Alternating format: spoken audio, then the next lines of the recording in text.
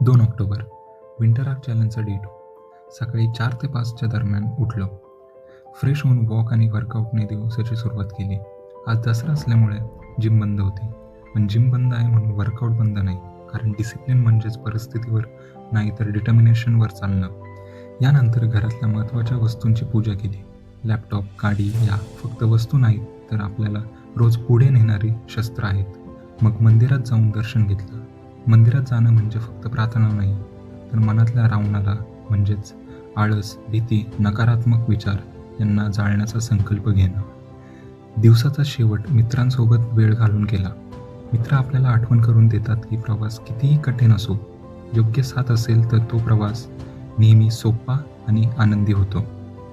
दसरा आपल्याला शिकवतो, विजय बाहेरच्या युद्धात नाही तर आतल्या युद्धात जिंकला जातो. आणि विंटर आर्क म्हणजे हाच आतल्या युद्धाचा प्रवास. दररोज थोडा थोडा विजय मिळवत स्वतःचा सर्वोत्तम व्हर्जन घडवण्याचा मार्ग.